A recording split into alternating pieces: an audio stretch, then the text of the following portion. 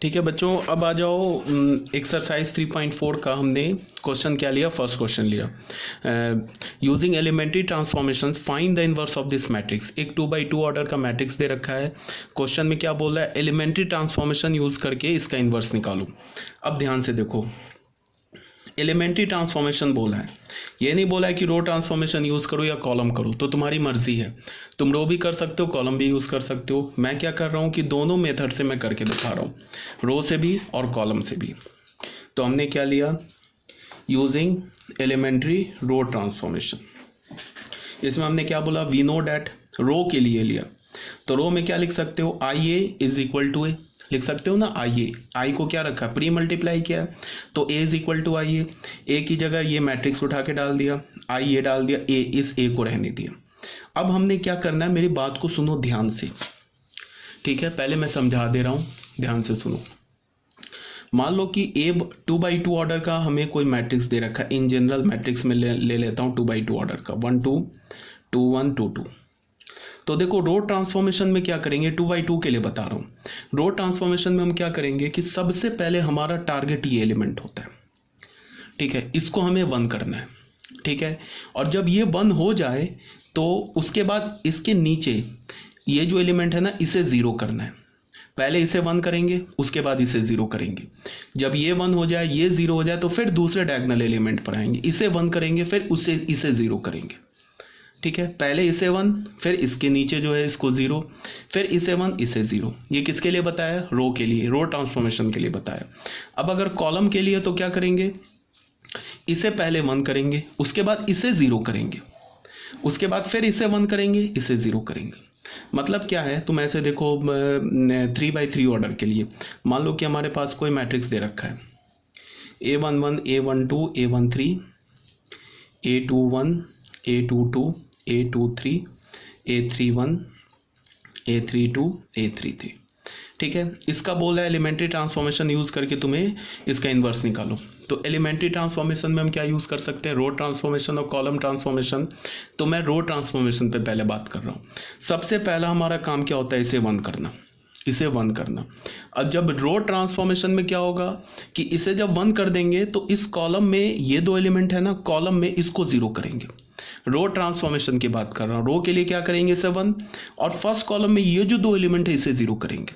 उसके बाद क्या करेंगे, नेक्स्ट इसे 1 करेंगे, और उसके बाद इसे और इसे 0 करेंगे। फिर क्या करेंगे, इसे 1 करेंगे और इसे और इसे 0 करेंगे। ये हुई रो ट्रांसफॉर्मेशन की बात। तो रो ट्रांसफॉर्मेशन में क्या करते हैं कि हम कॉलम वाइज 0 करते हैं। जैसे इसे 1 कर दिया, फिर इसको 0 कर दिया, इसे 1 कर दिया, इस 2 को 0 कर दिया, फिर इसे 1 कर दिया, फिर इस 2 को 0 कर दिया। अब अगर मान लो कि कॉलम ट्रांसफॉर्मेशन करेंगे तो हम रो वाइज 0 करते हैं। इसका क्या मतलब है कि इसे 1 कर दिया, उसके बाद इसे 0 इसे 0, फिर इसे 1 फिर इसे 0 इसे 0, फिर इसे 1 फिर इसे 0 इसे 0, ठीक है। समझ रहे हो ना बात को, ऐसे करते हैं। अगर 2x2 ऑर्डर में है तो रो ट्रांसफॉर्मेशन में बात कर रहे हैं तो इसे 1 फिर इसे 0, फिर इसे 1 इसे 0। और कॉलम ट्रांसफॉर्मेशन की बात कर रहे हैं तो इसे 1 फिर इसे 0, इसे 1 करेंगे, फिर इसे 0 करेंगे। समझ में आ रही है बात क्या बोल रहा हूँ। अब आ जाओ, अगर ये मेरी बात समझ में आ गई, अब देखो काम कितना आसान हो गया। सबसे पहले क्या करना है, हमें रो ट्रांसफॉर्मेशन यूज़ करके इसको हमने मेथड 1 बोल दिया, इसे हमने क्या बोल दिया, मेथड 1। अब सुनो, यहाँ बोल रहा है एलिमेंट्री ट्रांसफॉर्मेशन यूज़ करने के लिए, कोई स्पेसिफिक नहीं बताया रो कॉलम ट्रांसफॉर्मेशन यूज़ करने के लिए। तो हमारी मर्जी है, हम रो ट्रांसफॉर्मेशन भी यूज़ कर सकते हैं और हम कॉलम ट्रांसफॉर्मेशन भी यूज़ कर सकते हैं, ठीक है। तो मैं दोनों करके दिखा रहा हूँ, यूजिंग एलिमेंट्री रो ट्रांसफॉर्म। हाँ, अगर स्पेसिफाई कर देता ना कि रो ही यूज़ करना है तो फिर हम कॉलम यूज़ नहीं करते, और अगर बोल देता कॉलम ही यूज़ करना है तो फिर हम रो यूज़ नहीं करते। तो पहले क्या बोल रहा है, यूजिंग एलिमेंट्री रो ट्रांसफॉर्मेशन से हम लोग इसका इन्वर्स निकालेंगे। तो ए इज इक्वल टू ए आई लिख दिया, तो आई की जगह ये लिख दिया, ए यहाँ लिख दिया, ए को एज इट इज़ रहने दिया। अब मैंने क्या देखा कि ये जो एलिमेंट है ना, देखो ध्यान से, ये जो एलिमेंट है ना ये ऑलरेडी 1 है, तो इसे छेड़ने की जरूरत ही नहीं। चलो मैं इसको करके दिखाता हूँ, लिख के दिखाता हूँ, ज़्यादा अच्छा होगा। ए क्या है, ए हमारे पास है 1 2 -1 3, ठीक है। इसका मैंने निकाला एलिमेंट्री रो ट्रांसफॉर्मेशन यूज़ करके, हमें इन्वर्स निकालना है, रो ट्रांसफॉर्मेशन यूज़ करके निकालना है। तो मैंने रो ट्रांसफॉर्मेशन के लिए क्या बोला, आई ए इज इक्वल टू ए कर दिया, ठीक है।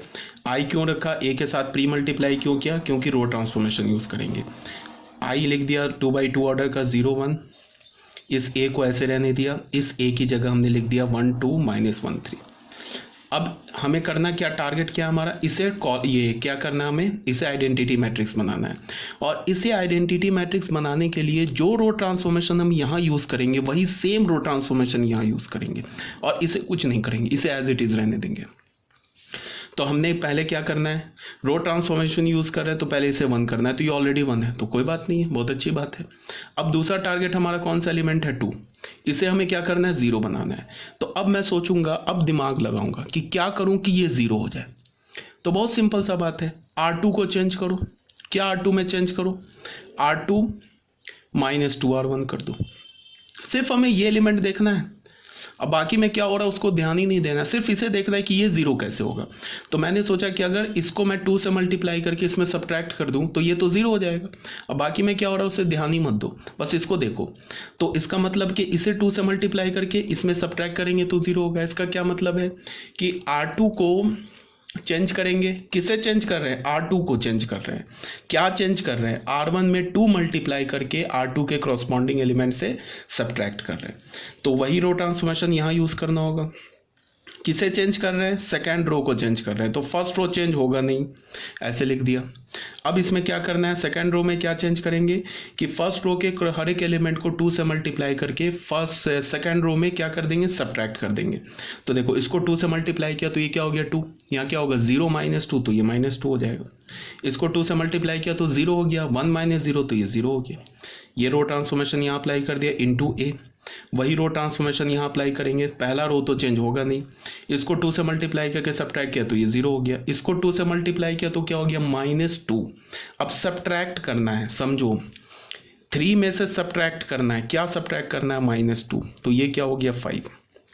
समझ रहे हो बात को ना, सुन लो, कहीं भी एक बार भी अगर तुम गलती कर दोगे ना कैलकुलेशन में, अभी तो 2/2 ऑर्डर का है, 3/3 ऑर्डर का आएगा, एक बार भी गलती कर दिया, कैलकुलेशन बहुत ध्यान से करना होगा, कहीं एक बार भी गलती हो गई क्वेश्चन दोबारा सॉल्व करना पड़ेगा।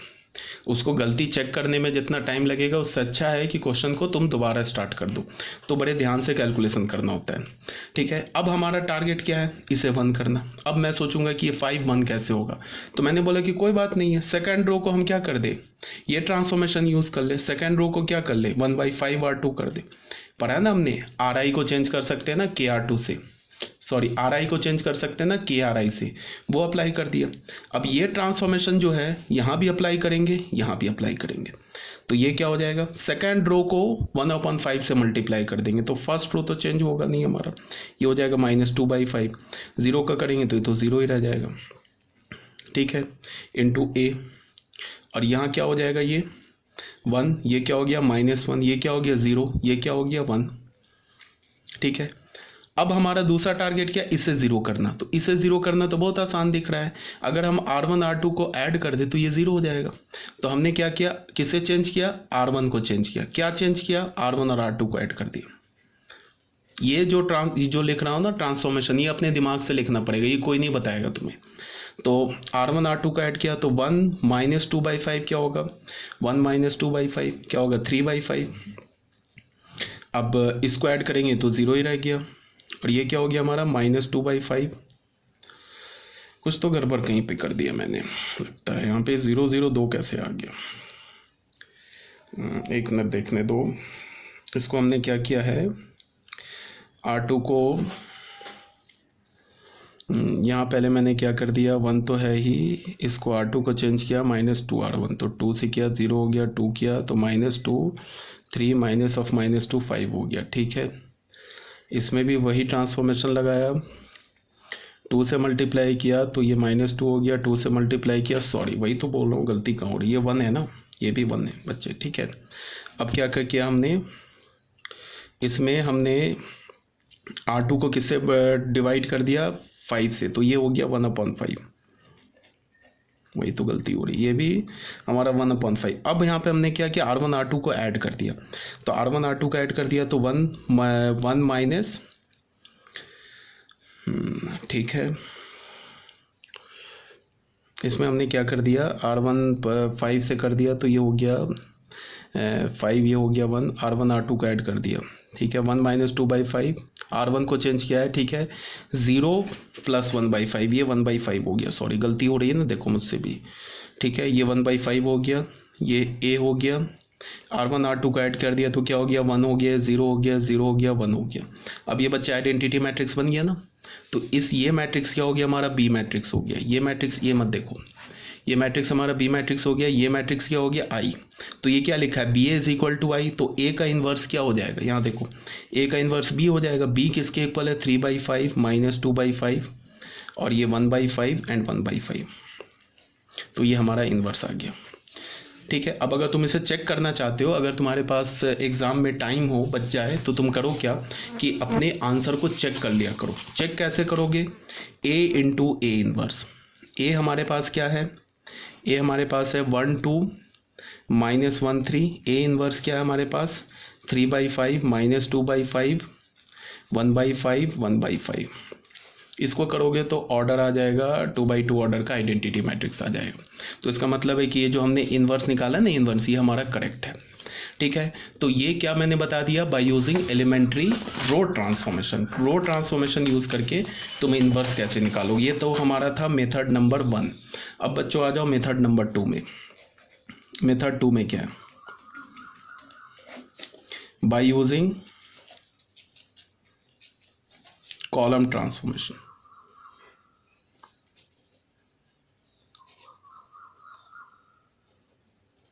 कॉलम ट्रांसफॉर्मेशन में हम कैसे लिखते हैं, ए आई को पोस्ट मल्टीप्लाई करते इज इक्वल टू ए, ठीक है। इस ए के साथ तो कुछ करेंगे नहीं, आई यहाँ पे रख दिया 1 0 0 1, और ए हमारे पास क्या मैट्रिक्स गिवन है, 1 - 1 2 3, 1 - 1 2 3। अब हमारा टारगेट क्या है, इसे आइडेंटिटी बनाना। तो आइडेंटिटी बनाने के लिए हमने देखा इस एलिमेंट पे है, ये तो ऑलरेडी 1 है, तो बहुत अच्छी बात है, कोई प्रॉब्लम नहीं है। अब हमारा दूसरा टारगेट क्या है कि इसे 0 बनाना। अब अगर कॉलम कर रहे हैं ना तो रो वाइज 0 बनाते हैं, और रो ट्रांसफॉर्मेशन कर रहे हैं तो कॉलम वाइज 0 बनाते हैं। तो इसे 0 बनाना, तो अब सोचेंगे ये 0 कैसे होगा। तो मैंने अगर सोचा कि अगर मैंने C1 C2 ऐड कर दिया तो ये 0 हो जाएगा। तो बस यहाँ कर दिया। किसको चेंज किया हमने, C2 को चेंज किया। क्या किया C2 में, C2 में C1 कॉलम ऐड कर दिया। तो वही काम यहाँ भी करेंगे। C2 रो चेंज हुआ है, C2 चेंज हुआ, देखो ये चेंज होता है जो पहला पहला लिखा होता है, पहला कॉलम चेंज नहीं होगा। तो पहला कॉलम तो 1 0 छोड़ दिया। अब इसमें C1 के क्रॉसपॉन्डिंग एलिमेंट ऐड कर दिया तो ये 1 हो गया, 0 + 1 ये 1 हो गया।